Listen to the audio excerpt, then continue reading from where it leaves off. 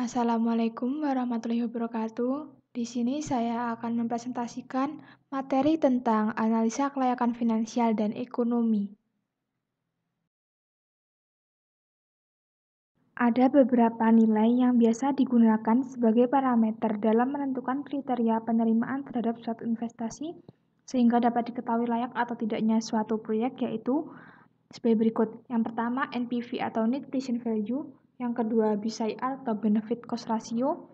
Yang ketiga, IRR atau Internal Rate of Return. Yang keempat, EIRR atau Economic Internal Rate of Return. Yang kelima, Payback Period. Yang keenam, LCCI. Namun kali ini yang akan saya jelaskan yaitu menggunakan nilai analisis IRR, EIRR, Payback Period, dan LCCI. Yang pertama yaitu menggunakan analisis IRR atau Internal Rate of Return.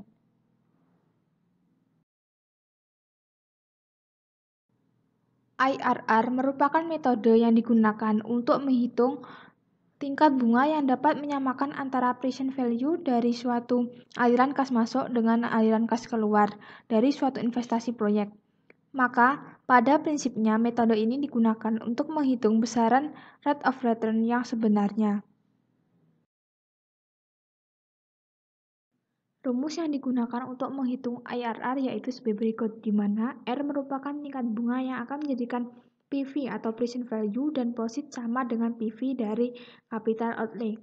Kemudian AT merupakan cash flow atau periode T. N merupakan periode terakhir di mana cash flow diharapkan.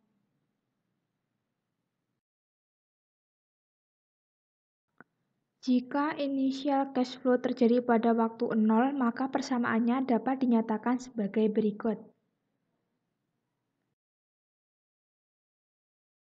Untuk menghitung internal rate of return atau IRR, di mana profit suatu investasi tidak sama besarannya dari tahun ke tahun, maka dua tingkat bunga yang berbeda dipilih. Kemudian dilakukan interpolasi untuk menentukan tingkat bunga yang mendekati rate yang sebenarnya, atau secara singkat dapat digambarkan sebagai berikut, dengan asumsi menggunakan dua tingkat bunga yang berbeda.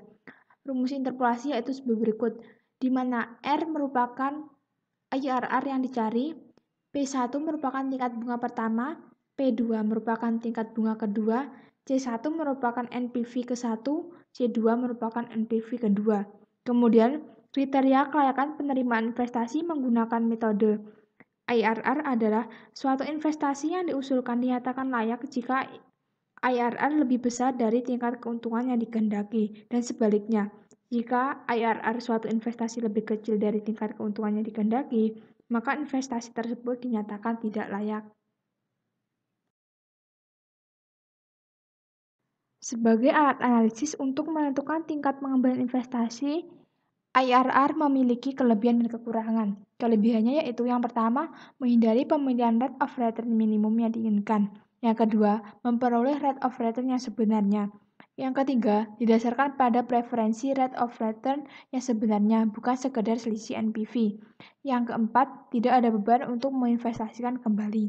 Sedangkan kekurangannya yaitu lebih rumit, terutama jika aliran kas bersih tidak sama untuk setiap periodenya. Yang kedua, harus menggunakan analisis sensitivitas. Yang kedua yaitu analisis EIRR atau Economic Rate of Return. Economic Internal Rate of Return atau EIRR merupakan tingkat pengembalian berdasarkan pada penentuan nilai tingkat bunga atau discount rate, di mana semua keuntungan masa depan yang dinilai sekarang dengan discount rate tertentu adalah sama dengan biaya kapital atau present value dari total biaya. Dalam perhitungannya, nilai EIRR adalah dengan cara mencoba beberapa tingkat bunga. Guna perhitungannya, dipilih tingkat bunga yang menghasilkan NPV positif yang terkecil dan tingkat bunga yang menghasilkan NPV negatif terkecil.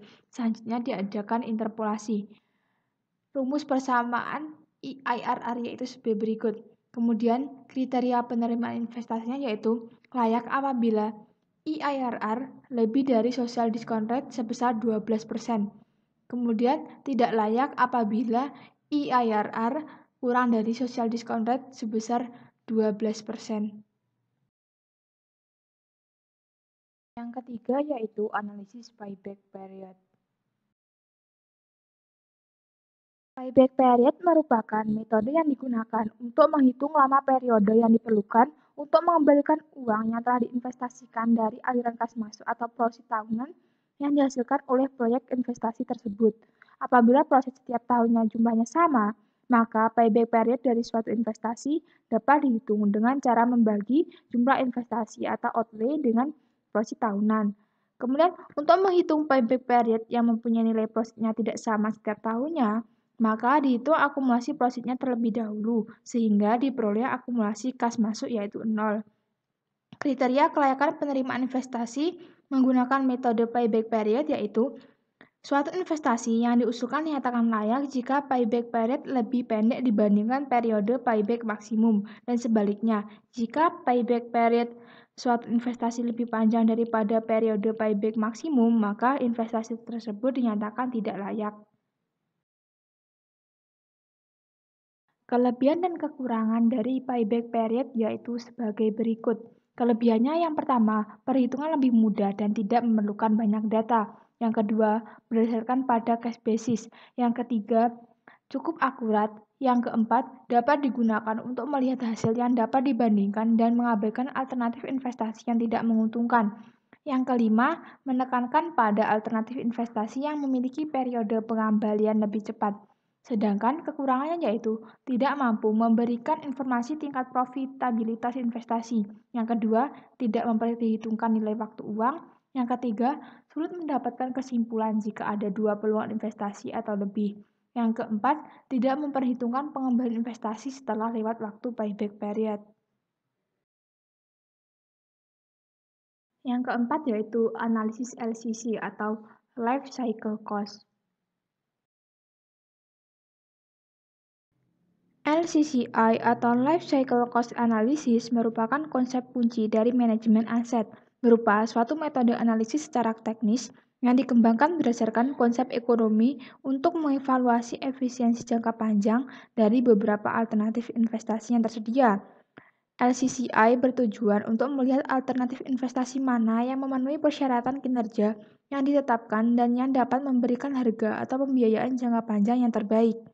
Kemudian, untuk memungkinkan analisis yang dilakukan memberikan hasil yang cukup rasional, Federal Highway Administration menetapkan bahwa periode analisis untuk LCCI di pekerjaan di bidang jalan harus cukup panjang, setidaknya selama 35-40 tahun.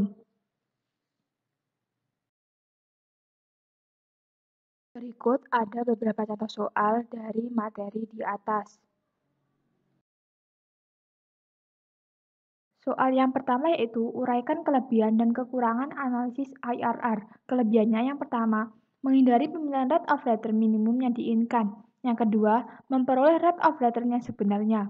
Yang ketiga, didasarkan pada preferensi rate of return yang sebenarnya, bukan sekedar selisih NPV.